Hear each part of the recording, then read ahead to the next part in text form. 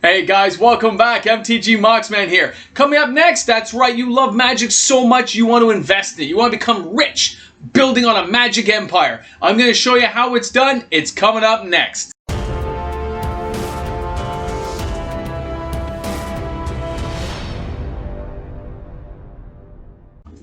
Hey guys, welcome back. MTG Moxman here. Thanks for tuning in tonight. If you're new to the channel, make sure you hit that subscribe button. Join in the fun.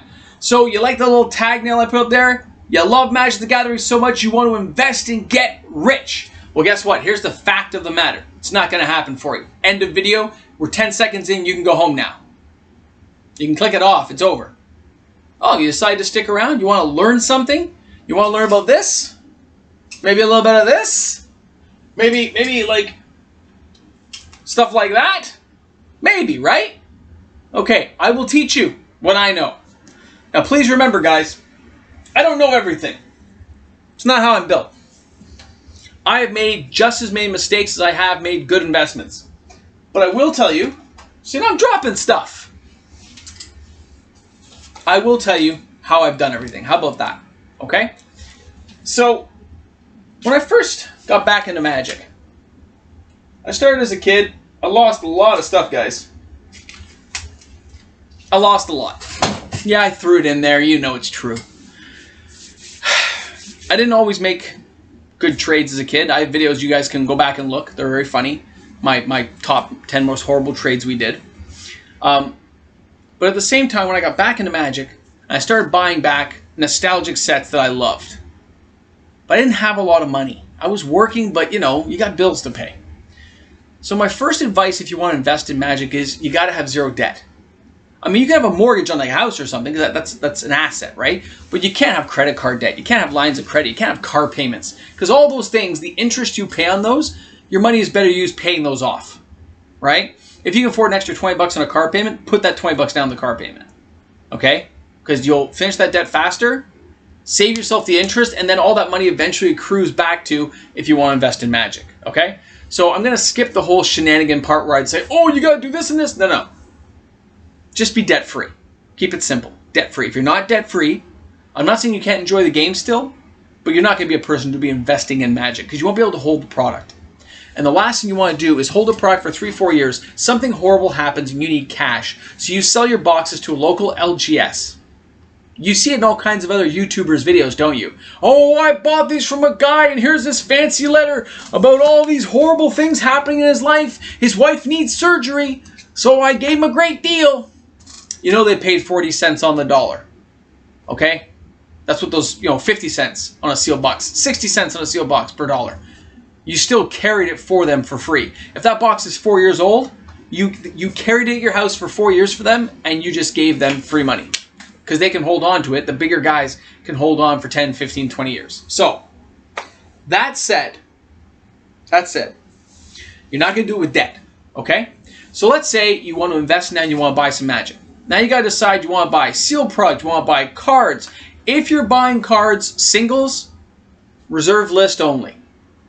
We're not going to talk modern staples because Wizards is showing they flip the cards too much, and I do not feel comfortable recommending that ever. Ever. The reserve list has many good cards you can still pick up cheap that people haven't realized are worth real money.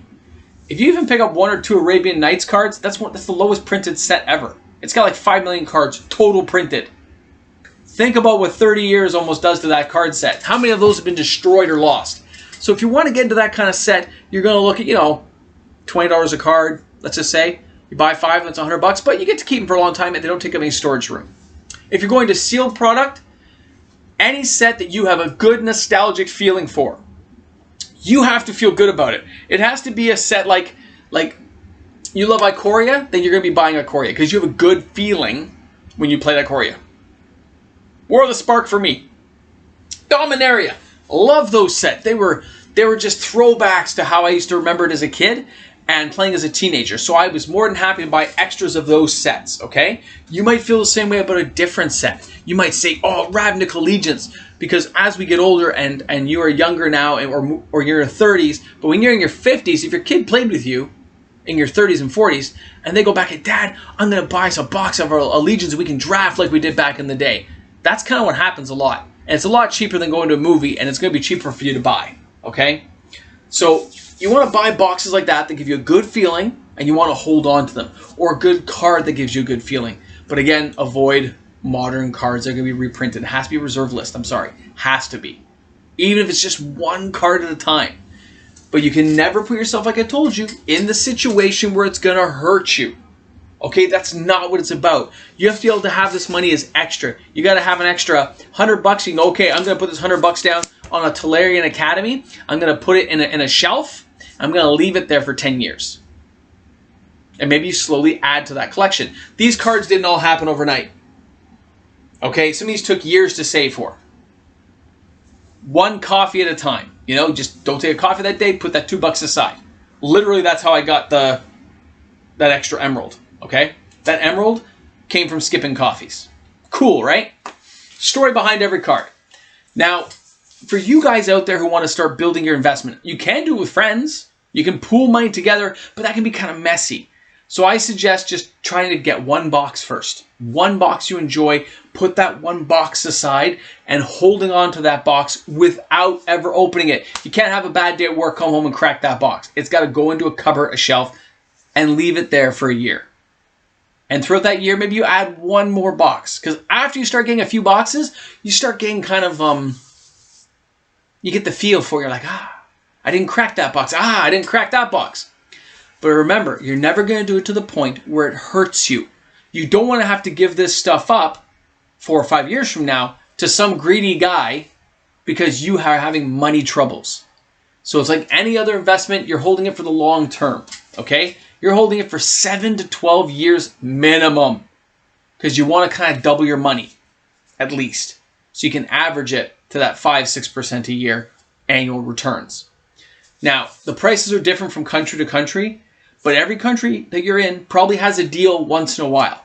So sometimes I save up money and wait for those deals, which means I pass on products throughout the year, hoping something comes on sale on Black Friday, Cyber Monday, Christmas time, Boxing Day.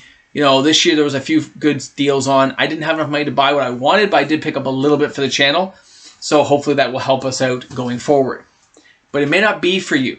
If you're a person just working a MIC job, there's nothing wrong with working a MIC job. Okay, but you got bigger things to pit on. You can play the game and enjoy it. But for you, you're going to have to pick up later on when you're a little bit older and can afford more stuff. Okay, you got to have your bills aside.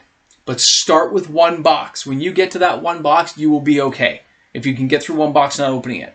Then you can go to a second box. Then you can go to a third and fourth and fifth. And you'll see it just starts to stack up from the back here.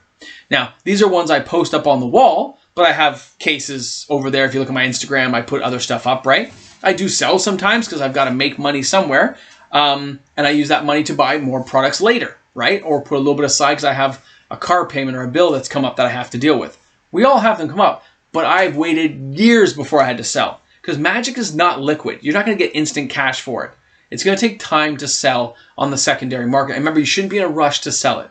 It's okay to wait for the price. And you always want to compare, which is the kind of fun part when you're investing in Magic. You want to compare and see what the prices are out there. When I go to sell, I try to put it 10 to 15, even 25% less than everybody else. Because when you're ready to sell, you actually want yours to sell. You have to be able to take a cut sometimes to make up that money to move to the next product. And then what you do, you buy one new product. Let's say you double your money. Pay back your original $100 to yourself, whatever your price was. The rest of it gets invested into a new box. And you can keep reciprocating out. And eventually, you can buy 2 boxes at a time. Then you can buy 3 boxes at a time. It can become quite addictive, let me tell you. It can be a lot of fun to invest in Magic. It can be very satisfying.